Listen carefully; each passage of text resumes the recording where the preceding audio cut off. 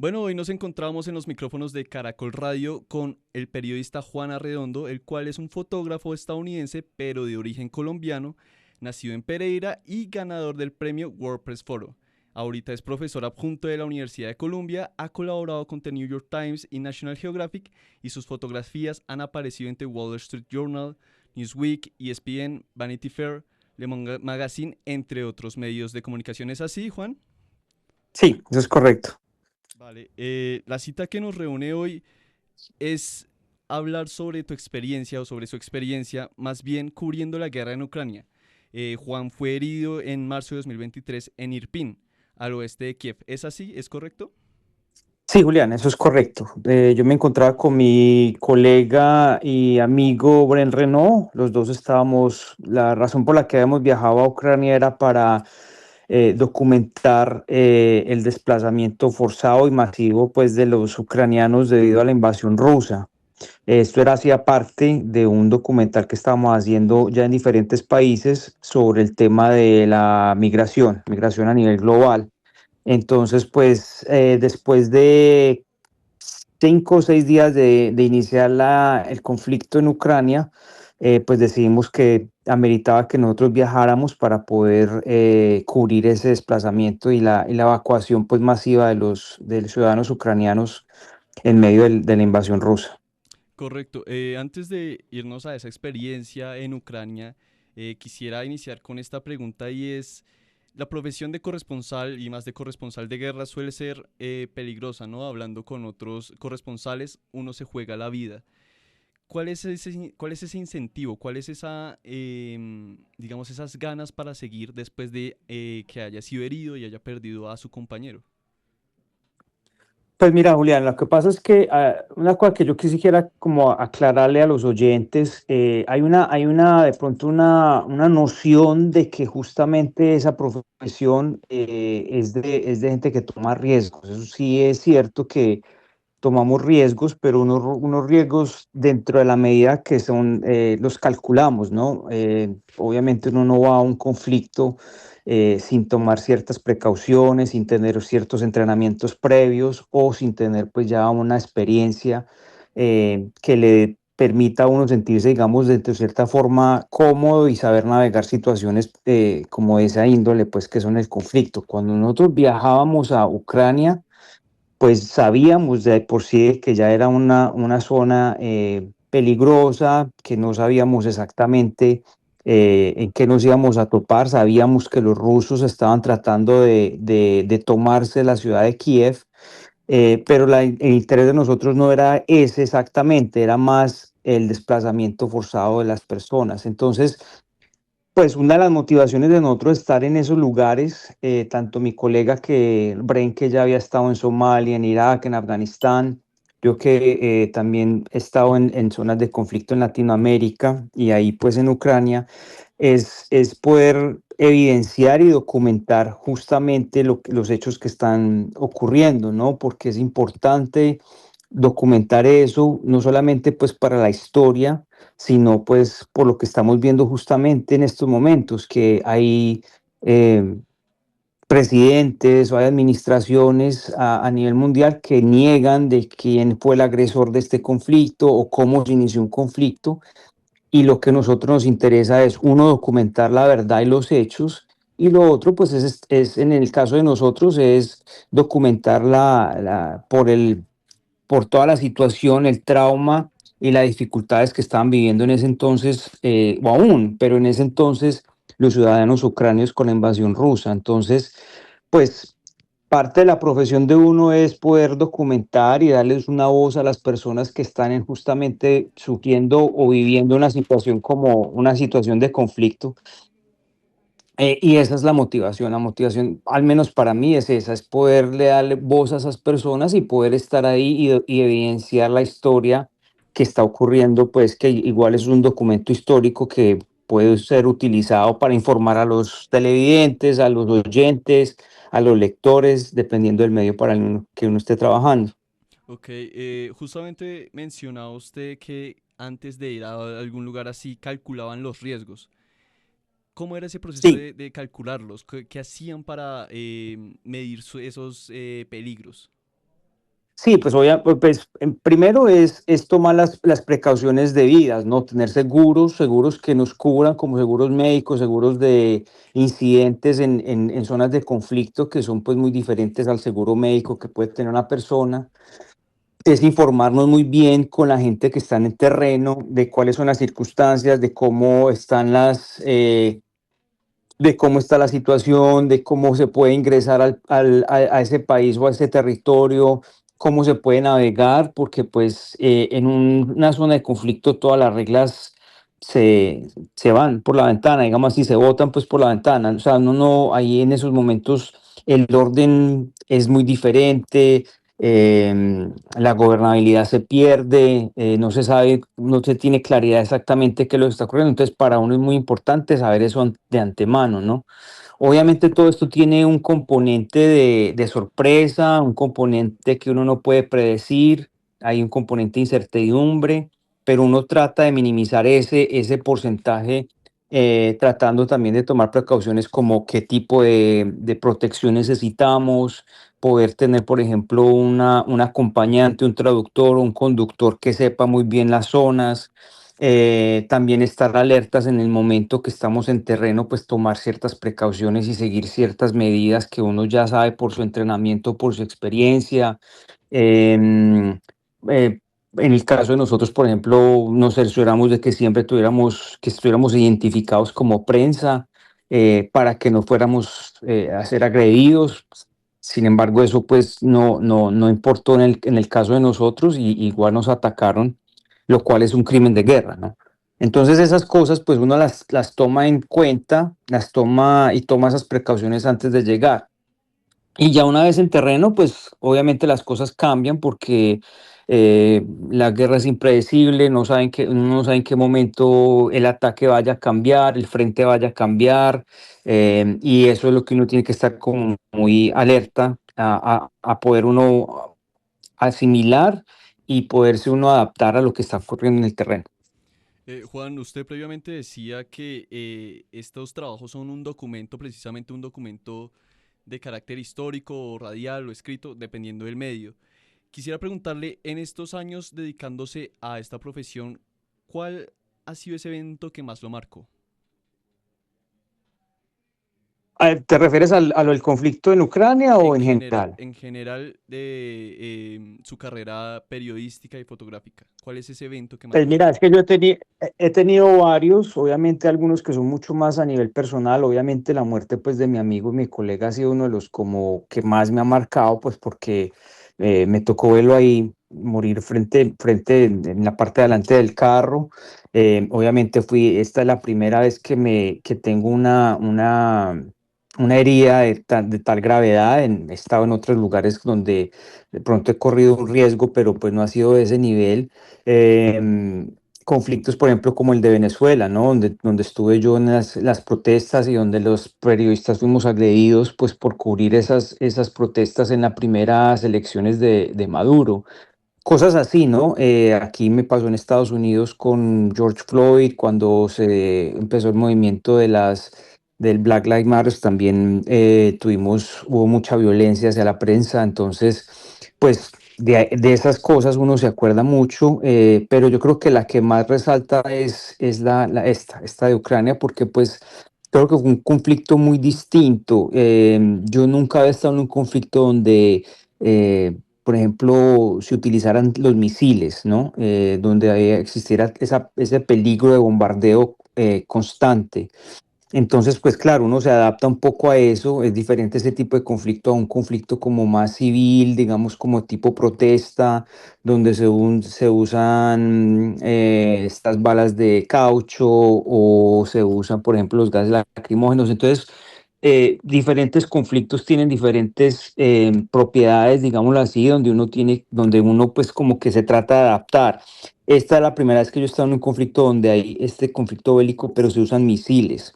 Entonces eso sí para mí fue algo distinto y obviamente pues que lo recuerdo mucho. Usted mencionaba justamente que cubrir cosas como protestas o como digamos, guerra más civil, entre comillas, es diferente a esta guerra que es entre dos ejércitos, ¿no? Entre Rusia y Ucrania respectivamente, y pues los aliados de cada uno. Pero justamente usted que también tuvo la oportunidad de cubrir un poco el conflicto colombiano, entre otros conflictos, hay diferencias evidentes como el uso de misiles y estas cosas, pero en concepción de el trabajo periodístico, ¿cuáles son las diferencias entre un conflicto como el colombiano y un conflicto como el ucraniano? Pues mira, pues para mí es porque yo soy colombiano, ¿no? Entonces a uno le toca de pronto una fibra muy diferente, uno tiene una conexión más al conflicto, pues creo que todos en Colombia hemos sido de alguna forma, el conflicto nos ha tocado, nos ha afectado o afectó a alguien que conocemos. Entonces, obviamente es diferente eso, la manera que uno cubre un conflicto de pronto como Ucrania, donde uno necesita un traductor, donde uno de pronto no conoce también la cultura. Obviamente conoce uno el contexto porque pues se tiene uno que informar antes de ir a un país antes de llegar a un conflicto, pues uno tiene que entender un poco el contexto en el que uno está entrando el que va uno a cubrir, ¿no? En Colombia, pues por ser colombiano, obviamente yo ya pues tengo una trayectoria, el conflicto ha afectado, por ejemplo, a mi familia de muchas formas, entonces pues claro, uno lo cubre de otra manera. Eso también tiene unos pormenores, y es que de pronto uno va a tener unos prejuicios. Yo creo que eso es muy importante uno como periodista dejar esos prejuicios a un lado. Eso me ocurrió, por ejemplo, cuando yo viví con la guerrilla más o menos de unos 3 a 4 meses, y que tuve que convivir con ellos. Pues por la naturaleza del conflicto, uno tiene que llegar a esas zonas y dejar los prejuicios a un lado y dejarse de pronto sorprender un poco de la situación en la que uno está, ¿no? Entonces, claro, cada conflicto es distinto. Por ejemplo, cuando estuve en Venezuela, pues era otro, ¿no? Como colombiano fui agredido porque la noción era que nosotros estábamos en contra. Como colombianos, todos nos metieron en una misma canasta, en un mismo costal, y solamente por mi acento ya me estaban agrediendo a mí, por ejemplo. Entonces, este tipo de cosas son las que uno se encuentra en esas situaciones y uno se tiene que adaptar porque al final lo que prevalece es la historia, la veracidad de la historia y que uno pueda pues capturar los momentos que uno necesita para el reportaje. Entiendo. Y realmente usted mencionaba algo muy importante y esa es esa capacidad de adaptación y de informarse del periodista, ¿no? Sería uno de los valores que tendría que tener el periodista en casos de cubrir cosas de diferentes países o de diferentes situaciones que se pueden presentar. Ahora, adentrándonos un poco más hacia la experiencia en Ucrania, usted llega al país y con qué panorama se encuentra. Pues mira, nosotros llegamos el 8 de marzo del 2022, ¿no? Que ya había la invasión empieza el 27 de febrero, ¿no? Entonces nosotros ya llegábamos allá casi como 10 días ya empezando la invasión. Cuando ocurre eso, pues nosotros llegamos por Polonia. Todo no se podía viajar, o sea, no se podía volar no habían vuelos hacia dentro de Ucrania, pues por razones obvias del conflicto. Entonces nos tocó llegar a Polonia, de Polonia nos desplazamos hacia la frontera. Una vez llegamos a la frontera es que nos encontramos pues con miles de personas tratando de emigrar y de salir de Ucrania. Una de las pocas salidas, eso se convirtió, digamos, como en un cuello de botella, porque de los pocos países hacia la Unión Europea es Polonia. Entonces, pues mucha gente quería ir hacia Polonia porque ya en ese momento la Unión Europea había permitido darles asilo político a todos los ucranianos que ingresaran por algún país que estuviera con la Unión, en la Unión Europea. Otros se desplazaron hacia Bielorrusia, otros se desplazaron hacia Rumania, pero la gran mayoría querían ingresar por Polonia. Entonces nos encontramos con filas, con unas zonas fronterizas que no estaban habilitadas para tanta gente y para la cantidad de gente que estaba tratando de ser evacuada. Para nosotros el ingreso fue muy fácil, de hecho fue un poquito hasta sorprendente el hecho de que pudimos entrar muy fácil. Y una de las cosas, pues una de las anécdotas que siempre comparto es que lo primero que nos preguntaron era que si traíamos armas con nosotros y que si nosotros ingresábamos al país para pues como ayudarles a los ucranianos a combatir a los rusos. Y ya una vez entramos, pues ya ya pues el ingreso fue hacia la Aviv y de la Aviv empezamos a hacer el recorrido hacia a Kiev. Nuestra meta era ver de dónde era que se estaba originando este desplazamiento masivo, nunca pensando en ir a las líneas de guerra, pues que esto era más hacia el este, en la zona de Donbass o en la zona de Kharkiv o Mariupol, que esos ya son como más zonas casi limítrofes con Rusia. Nosotros éramos, o sea, nuestro interés era llegar hasta Kiev, documentar cómo ese éxodo y volvernos a regresar. Ok. En esa misión que usted relata, el desplazamiento, que no es una situación ajena a nuestro país, Colombia, ¿cuál fue esa situación, ese evento de pronto de alguna familia más dura que usted pudo ver? No, pues mira, es que todas, yo creo que nosotros venimos a ver, a empezar a evidenciar la crudeza del conflicto fue cuando estamos a las afueras de Kiev. En la vi, pues ya estaba llegando mucha gente. Una de las limitantes era que la gente tenía que querían ser evacuadas por tren, entonces pues en la Viv era uno de los puntos donde ya todos estaban desembarcando para cruzar hacia la frontera. Pues a uno le sorprende mucho era ver la despedida de por ejemplo, las mujeres hacia los hombres no podían salir del país, se tenían que quedar en el país así quisieran eh, pelear o no, o luchar o no, o enfilar pues, las listas del ejército ucraniano, Estaban pero los obligados hombres a no luchar. podían. Sí, los hombres no podían salir del país, entonces era ver cómo era desgarrador ver un poco las mamás, las esposas, los papás dejar ir a los hijos, pues grabamos mucho, sobre todo en la estación, ver cómo los papás pues se despedían de sus familias. También mucha gente de la tercera edad, muchos ancianos pues también siendo evacuados pues que es muy conmovedor verlos porque son personas pues que son muy vulnerables, algunos con dificultades para caminar, con problemas de salud, sin embargo tenían que con sus maletas tratar de salir del país. Yo creo que ya las cosas empezaron a verse un poco para mí. Fue llegando a Kiev que ya empezamos a ver los bombardeos, ya empezamos a ver la gente que estaba siendo evacuada del este a las afueras de Kiev empezamos ya a evidenciar a lo que luego fue lo que nos ocurrió fue que empezamos a ver carros de civiles que decían civiles a bordo en ucraniano con banderas blancas de paz, pero con perforaciones de impacto de fusil en los carros civiles. O sea, ya estaban los rusos de por sí atacando a los civiles. Yo creo que ahí fue cuando, pues para mí fue como, pucha, esto se está desdibujando, ya el conflicto no es un ataque, digamos, directamente hacia el ejército ucraniano, sino indiscriminado.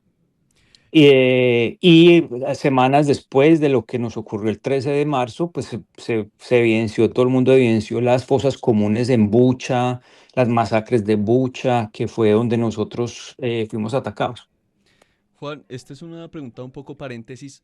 ¿Usted también pudo ver de pronto algún hecho, digamos, cuestionable de parte del ejército ucraniano? No, yo de mi parte no, de mi parte nunca vi nada del ejército ucraniano, o sea, muy organizados, lo que vimos, lo que presenciamos, por ejemplo, en varias ciudades que estuvimos, era que el ejército con lo poco que tenían, estaban tratando de defender sus ciudades, ¿no? Em, Obviamente, pues militarmente Rusia tiene un poco, ahorita de pronto no, pero su prioridad en esos momentos, entonces el bombardeo era un bombardeo indiscriminado, no era un bombardeo exacto, no era un bombardeo donde, digamos, le atacaban a un objetivo.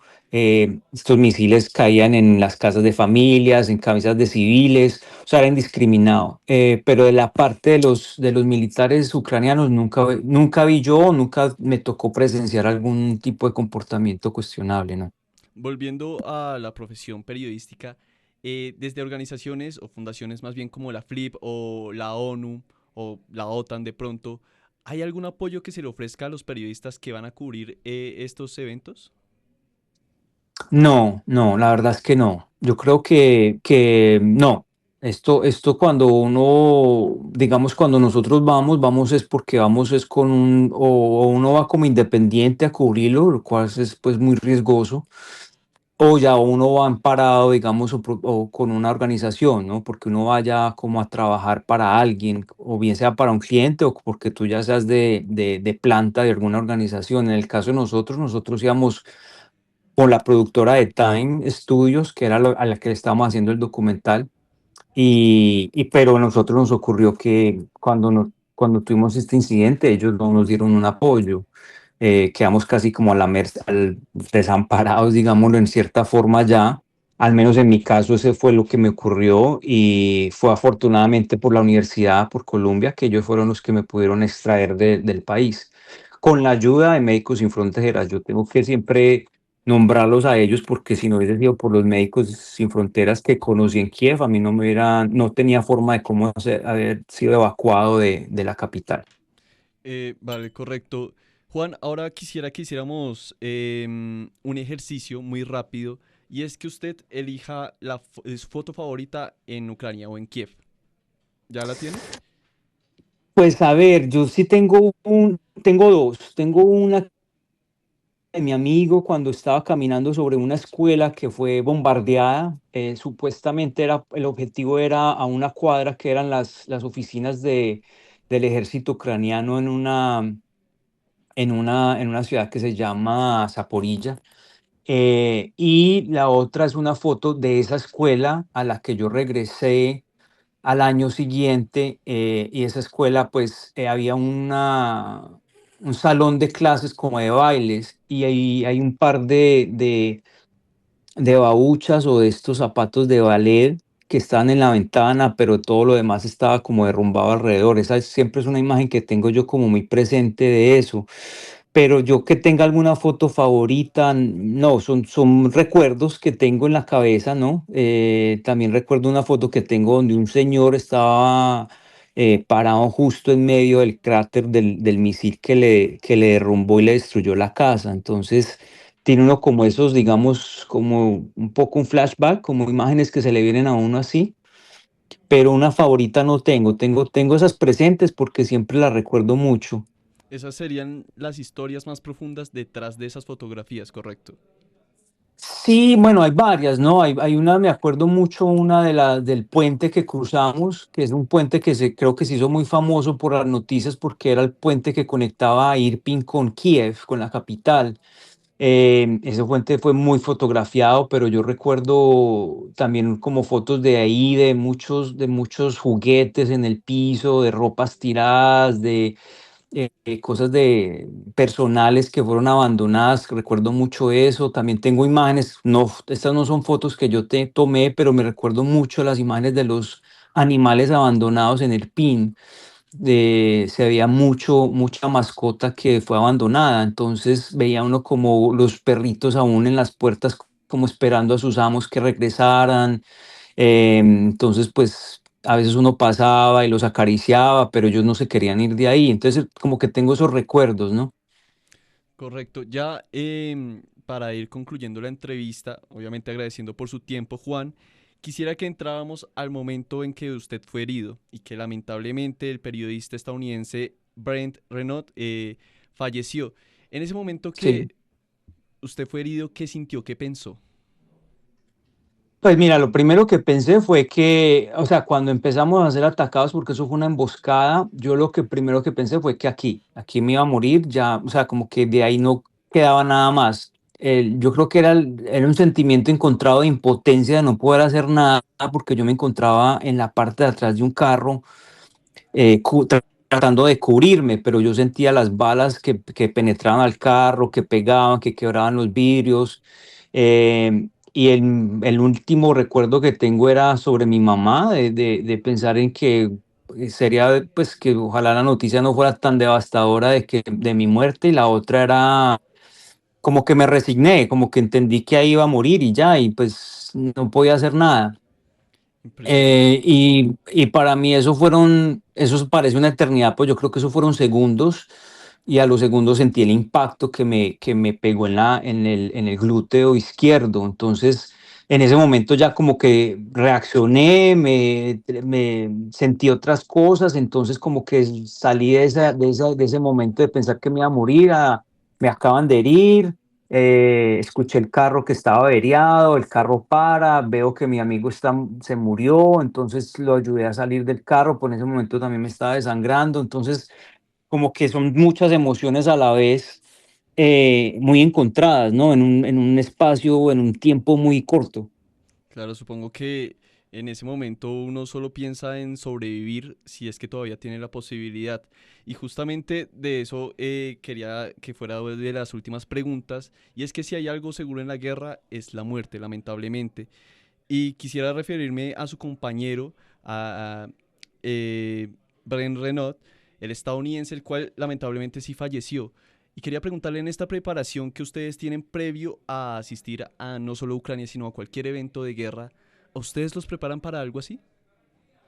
No, uno nunca está preparado para eso, Julián. Uno no creo que está preparado a ver un colega morir. Uno sí siente, uno sí sabe que hay un riesgo que uno no puede pues, estar pensando en él mucho, contemplar esa idea de que uno va a fallecer o que le va a pasar algo al equipo con el que uno está, porque yo creo que eso se convierte en miedo y un poco en temor y no, uno no contempla como esa idea de que algo va a pasar y más nosotros y Bren que ya había estado en varios conflictos, en varias guerras, y había cubierto cosas peores, entonces yo creo que como que también eso juega un poco con la cabeza, ¿no? El de que uno se sienta seguro en lo que está, de que uno sabe lo que va a hacer, de que uno trata de operar en las mejores condiciones y adaptarse a la situación, pero uno lo prepara para ver morir un amigo y mucho menos pues para que uno sea herido y salir librado, digamos, en el caso mío.